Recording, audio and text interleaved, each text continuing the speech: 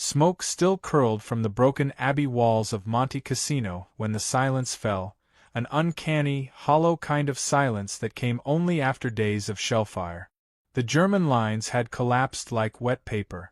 On a winding road carved into the hills, a convoy of U.S. trucks rumbled through the rubble, headlights flickering over the stunned faces of captured soldiers. Among them, standing stiffly in the mud, were a handful of women in gray Luftwaffe auxiliary uniforms. Their hair was pinned back with military precision, their boots caked with dust and blood. They had been clerks, typists, and radio operators, the helping hands of the Reich. Now, they stood among the ruins of a world they'd been told could never fall. No one had told the American soldiers what to do with female POWs. The army had prepared for enemy officers and infantry, not secretaries with trembling hands who'd been caught between collapsing fronts. When the order came down to process all personnel, there was confusion. A corporal in the 88th Division squinted at his clipboard, then at the women. "They're Wehrmacht, ain't they?" he muttered. "Uniform's a uniform." And so, without ceremony, they were loaded onto the trucks like everyone else. The drive north cut through miles of broken countryside, villages blackened by artillery, olive groves shredded by tanks.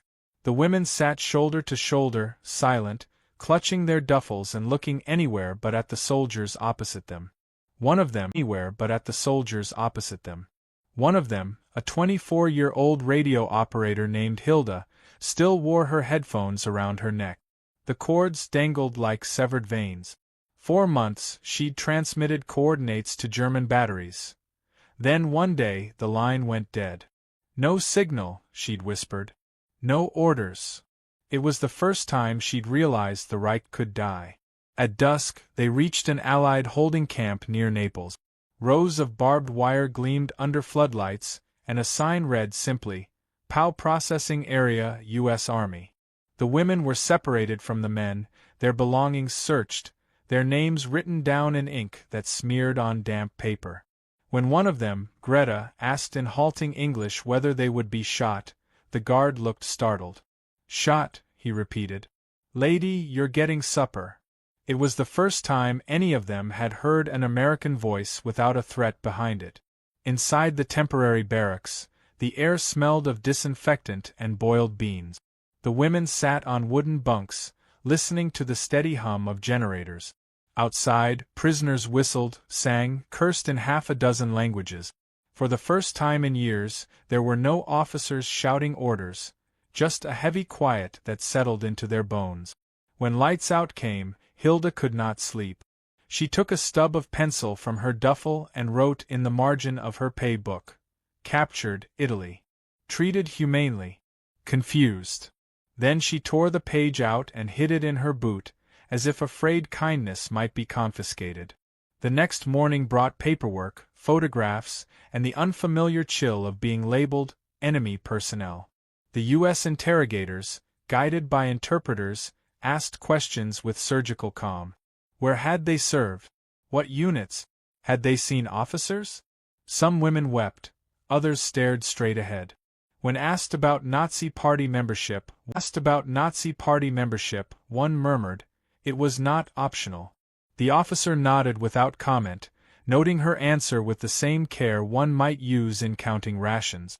By mid-April, Allied command faced a problem: what to do with these female prisoners. Europe's camps were filling fast, and the Americans wanted the manpower for rebuilding, not guarding.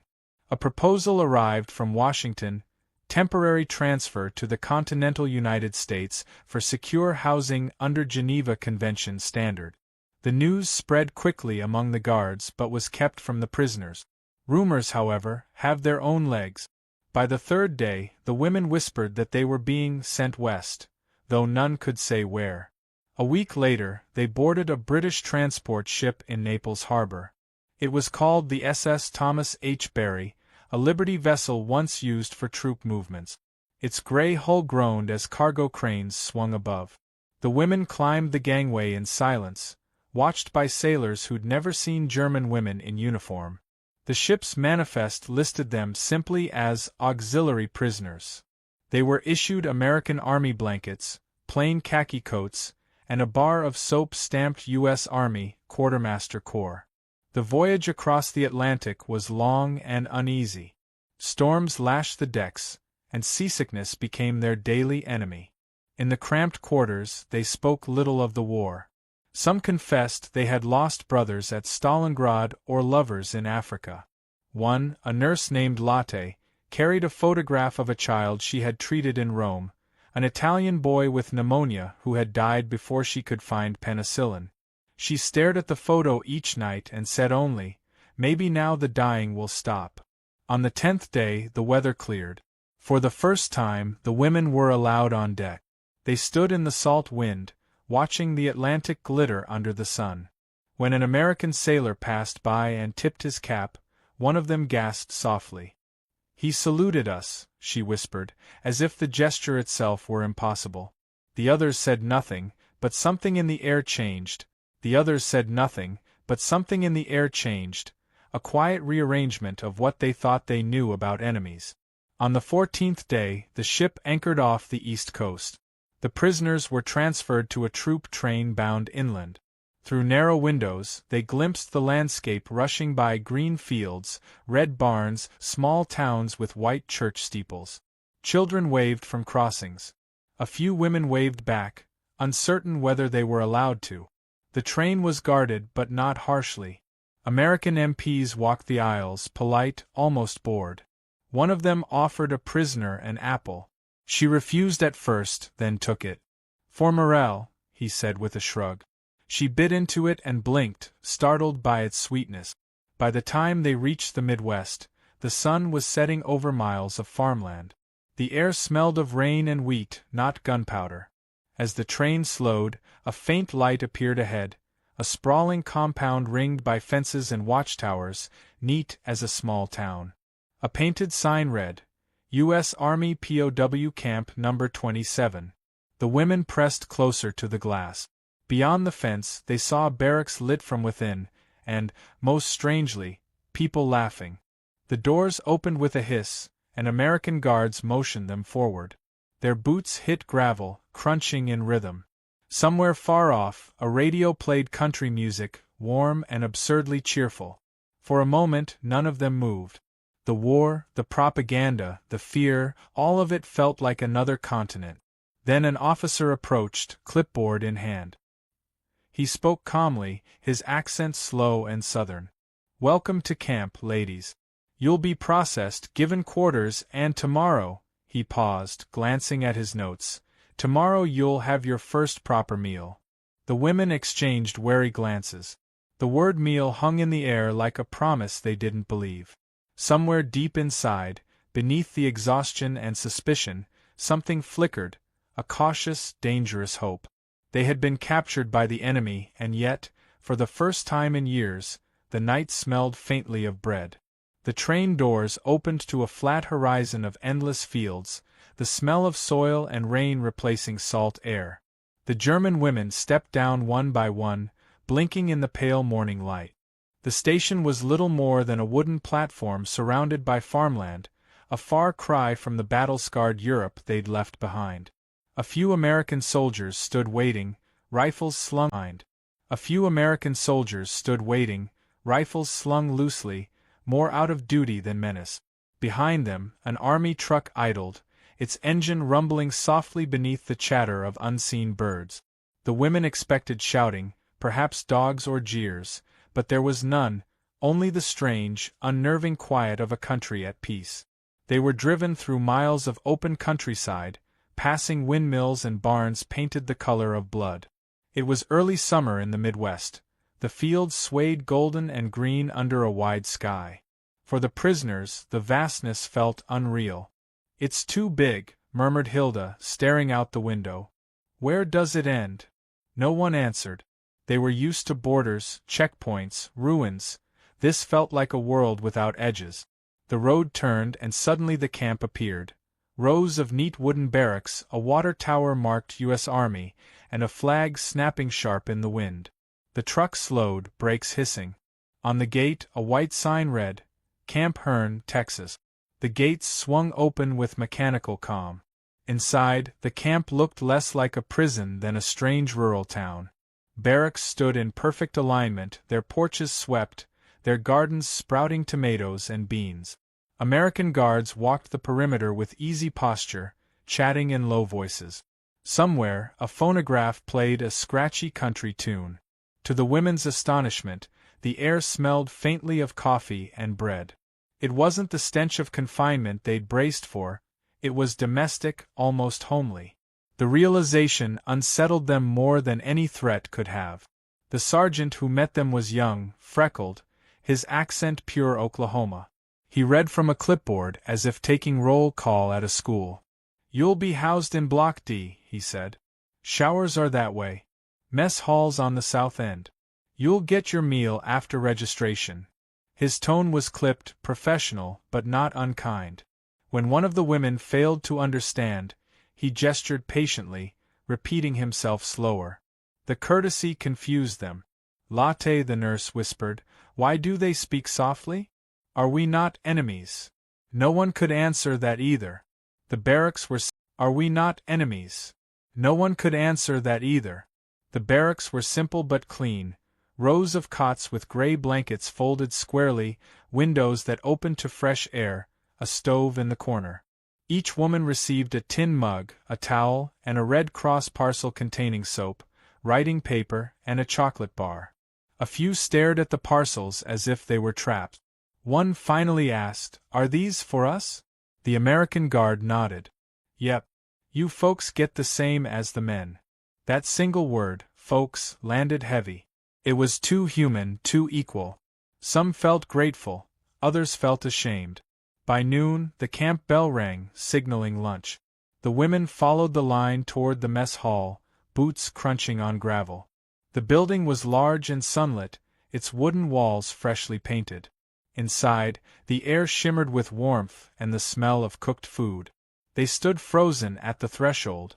Long tables stretched the length of the room, where American cooks in aprons ladled portions onto metal trays. Steam rose from pots of potatoes, corn, green beans glistening with butter. There were rolls of fresh bread, real bread, soft and white, and slices of meatloaf patterned like marble.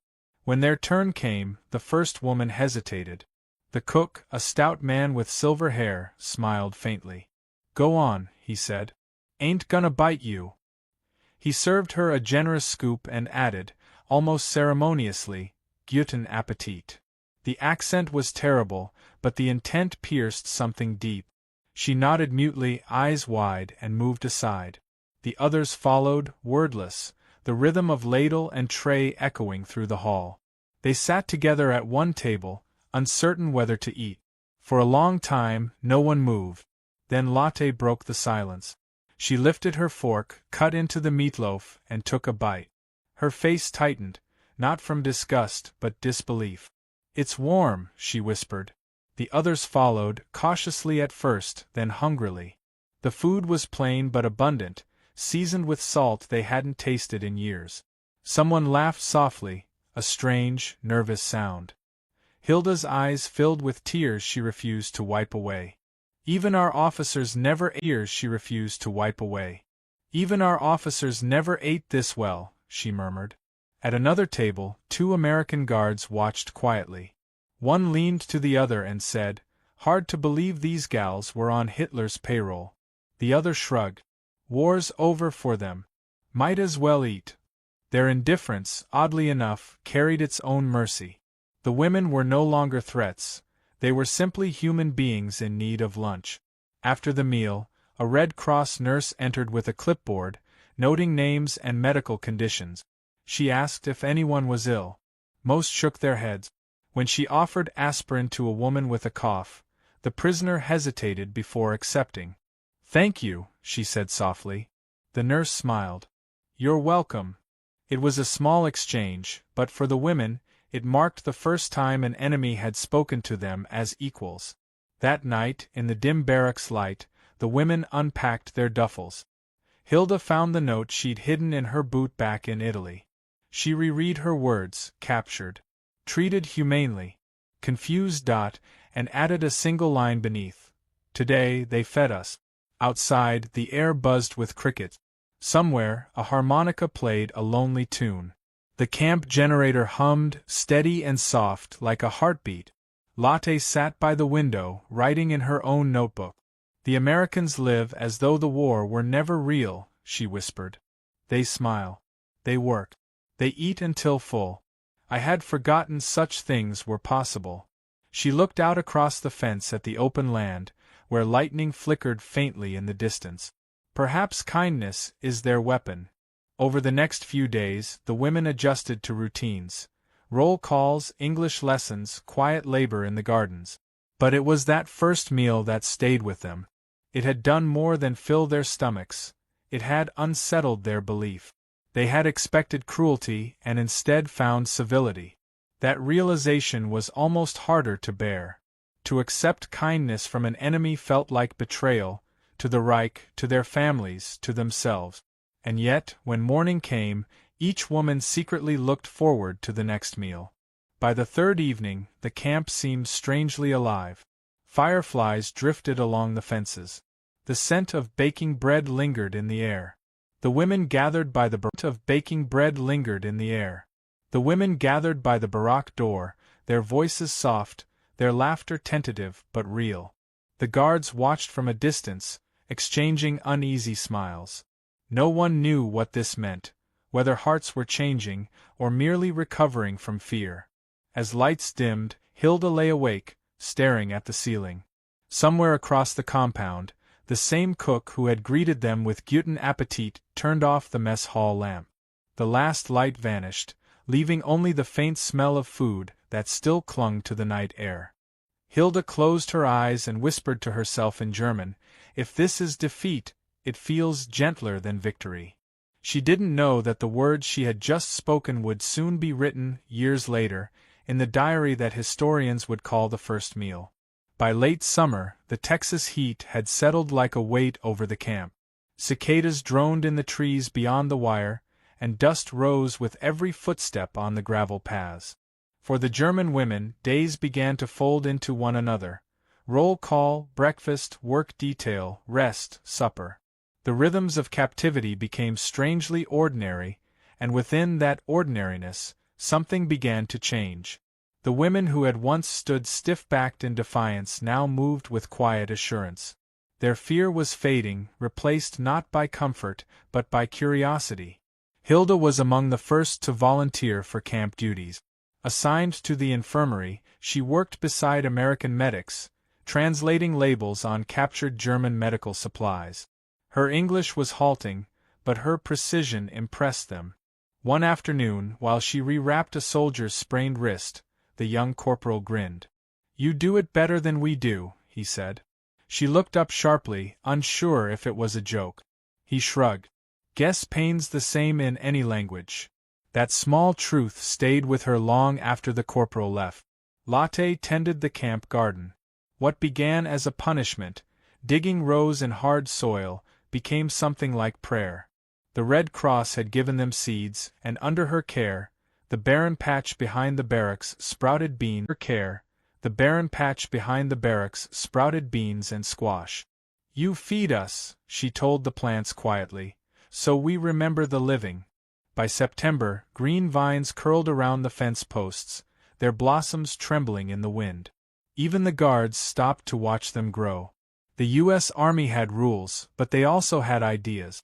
Behind the scenes, a quiet experiment was underway, one rooted in the belief that decency could disarm ideology more effectively than violence ever had. The Geneva Convention required humane treatment, but what the Americans offered went further. They held language classes, film screenings, even small lectures on democracy. Education through example, the camp commandant called it. Most prisoners attended out of boredom. But for the women, whose entire lives had been shaped by propaganda, these glimpses of another world began to sink in. During one such class, a sergeant projected a newsreel onto a white sheet pinned to the wall. It showed American women working in factories, laughing, welding, driving trucks. The German prisoners stared, unblinking. They had been taught that women's worth was in obedience and motherhood, Yet here were women commanding machines, building aircraft, joking with men as equals. When the reel ended, the room was silent. Then someone whispered, "They are free?" No one answered. The lights came back on, and the women filed out quietly. But that night, Hilda couldn't sleep.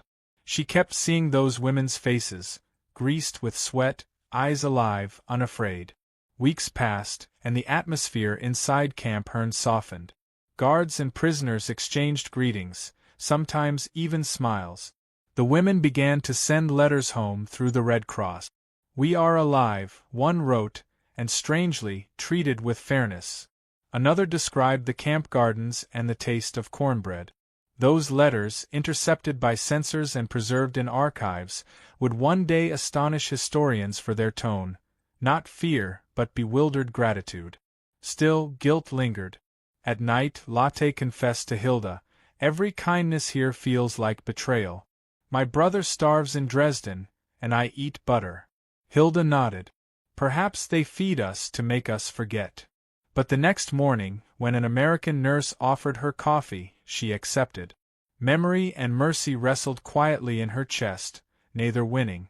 In October, a small event shifted everything. A dust storm swept through the camp, tearing at tents and roof.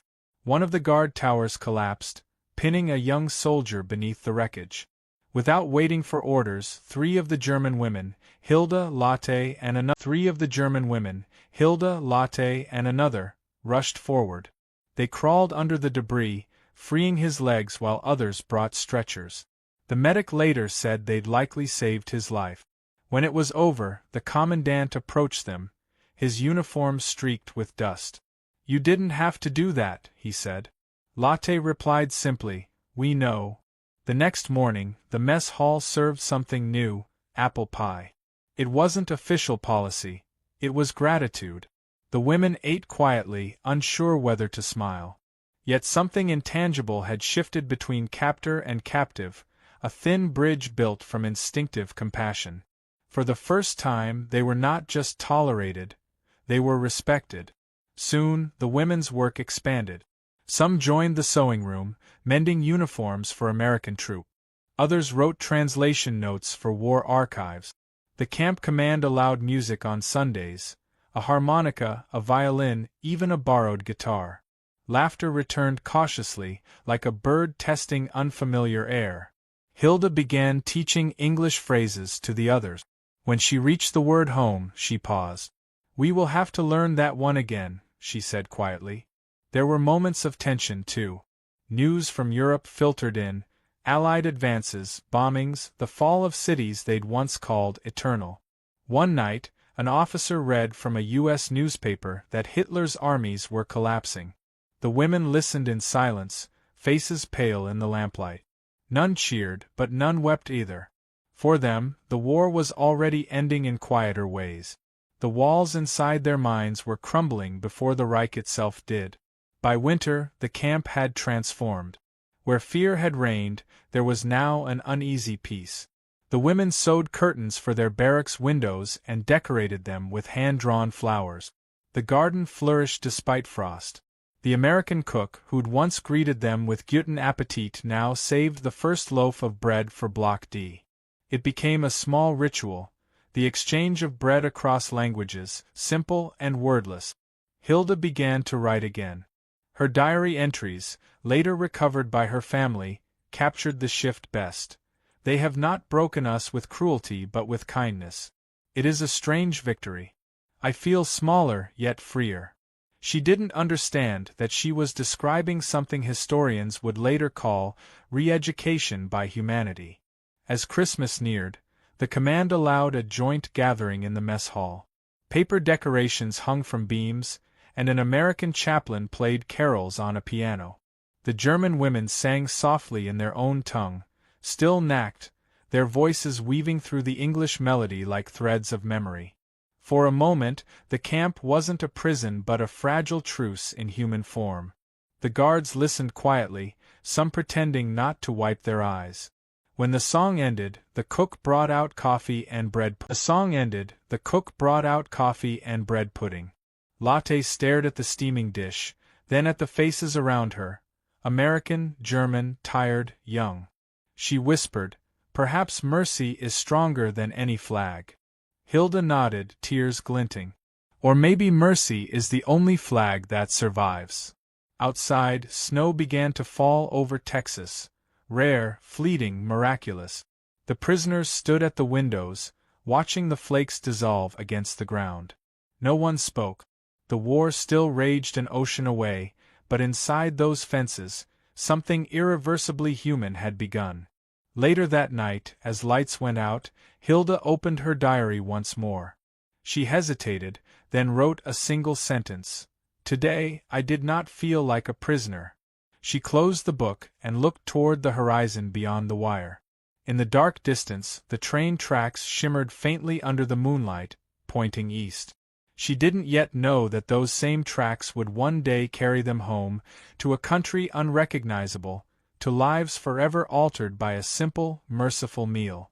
The war ended quietly for them, not with gunfire or liberation, but with the sound of paper rustling. Orders came in April 1945. The women were to be repatriated at the earliest possible convenience. The camp, once alive with daily routines and laughter, grew tense. Rumors swept through the barracks, of bombed cities, lost families, borders erased. The women who had once prayed for release now found themselves afraid of it. The United States, for all its fences and rules, had become a strange refuge. Outside, the world waited like an open wound. The morning of departure arrived cloudless and still. Trucks lined up near the gate, their engines idling, exhaust curling into the cool air. Each woman carried a small duffel, the same one she'd brought from Italy, worn thin at the seams. Lotte clutched her diary and a folded Red Cross letter promising safe passage. Hilda walked beside her, silent. "Do you think they'll be waiting?" Lotte asked.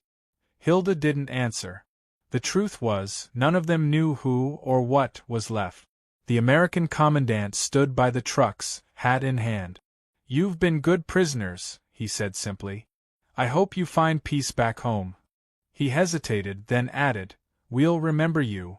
It was an odd farewell, spoken with an honesty that made it heavier. As the convoy rolled out, the women looked back at the camp one last time. The watchtowers, the garden vines curling against the fences, the mess hall where it had all begun. In that place of captivity, they had tasted something that no regime had offered them: dignity without demand. The journey east took weeks. Through train windows, they watched America slide by, green fields giving way to mountains, then ports brimming with ships and cranes. Crowds waved as their transport passed, unaware these were German women once branded as enemies. On the ship home, the Atlantic was calm, eerily so. They gathered on deck at dusk, watching the horizon glow with distant lightning. Someone began to hum a lullaby, soft as memory. No one spoke of what awaited them, only that it would not be this. When they arrived in Bremerhaven, the sky was gray and low, the air smelling of ash and salt. The port was a ruin. Buildings stood like broken teeth, streets lined with rubble and hollow-eyed civilians. Children scavenged near the docks, their faces pale and tight with hunger. The women disembarked slowly, boots crunching over debris. "This is home," Hilda whispered. The words felt foreign. She turned to see Lotte crying quietly, clutching the railing as if the sea might still take her back. The German officials who processed them looked worn and bitter. There were no uniforms now, only ration stamps and endless queues. The returning prisoners were viewed with suspicion, some as collaborators, others as shameful reminders of defeat. A woman in a tattered coat muttered, "Americans made you soft." Lotte wanted to argue, but didn't. Instead, she remembered the warm bread, the fair hands that had passed it to her, and the words that had followed, "Guten Appetit." Over the following months, the women scattered across a country they no longer recognized. Hilda found her family's home flattened by bombs, her parents gone. She took work as a translator for British occupation forces, her English precise and strangely accented by Texas. Lotte volunteered at a refugee hospital, where she boiled bandages and whispered English lullabies to children who could not sleep.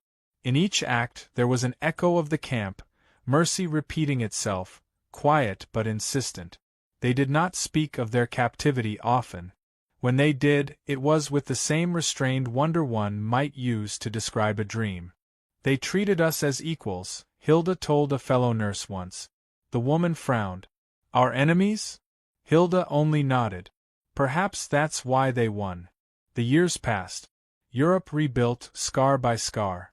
By the 1950s, the former POW camps in America had been dismantled, their barracks sold as lumber, their fields returned to wheat. But across the ocean, traces of their mercy lingered, in diaries, in letters, in habits the women couldn't unlearn. Hilda still set her table with equal portions for guests, insisting that fairness began with food. Lotte kept a small tin cup from Camp Hearn on her kitchen shelf.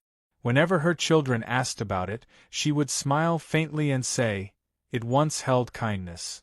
In 1961, Hilda returned to America, this time as a visitor. She stood in a quiet museum in Texas, staring at a black-and-white photograph, rows of German prisoners seated in the same mess hall she once knew, eating beneath the Stars and Stripes banner. The caption read, "Captured Enemy Personnel, 1944. Camp Hearn." Her hands trembled as she traced the faces, searching for herself among them. A curator noticed and approached. "You knew them?" he asked. Hilda smiled and approached. "You knew them?" he asked. Hilda smiled faintly. "I was one of them." The man blinked, surprised. "Then you came a long way." "Yes," she said, "and back again." Outside, she found the old mess hall still standing, its wooden beams weathered but unbroken. Sunlight slanted through the windows, dust motes drifting like ghosts. She walked to the center of the room, where once she'd been handed that first meal. The air still smelled faintly of earth and oil. She closed her eyes and could almost hear it, the laughter, the clatter of trays, the soft voice saying Guten Appetit. She knelt, running her hand over the worn floorboards. "It began here," she whispered. "With bread." In that moment the past didn't feel like history, it felt like presence, a living echo of mercy that refused to fade. Before leaving, Hilda left something behind, a page torn from her diary. On it, she wrote in careful script, "They fed us not as conquerors but as men. And in doing so, they conquered something greater." She placed it beneath a loose board near the doorway, a quiet offering to time. When she stepped outside, the Texas wind caught her hair, carrying the scent of grass and wheat. Across the plains, the same fields she'd once crossed as a prisoner stretched endlessly, golden under the sun. She smiled, not in triumph, but in peace. Back in Germany, years later, Lotte received a letter from her. It contained a single photograph, of the mess hall, empty and bathed in light. On the back, Hilda had written, "The mercy they gave us is still alive." Lotte framed it above her kitchen table. Each morning, as she broke bread for her family, she thought of that camp and the country that had shown her humanity in defeat. Decades later, historians would find Hilda's hidden diary beneath those same floorboards, yellowed but intact. The final entry, dated December 1945, read, "Perhaps the world does not change through victory or surrender, but through the small mercies we allow ourselves to believe in." The diary rests today in a museum case, beside a tin tray and a wooden spoon, artifacts of captivity that somehow speak of grace. Visitors pass by, reading her words without realizing that the war's quietest lesson lies there, that mercy, once given, never truly dies. And if you listen closely, you can almost hear it still, the echo of spoons against tin, the low hum of a mess hall, and a single phrase, spoken through the haze of time, "Guten Appetit."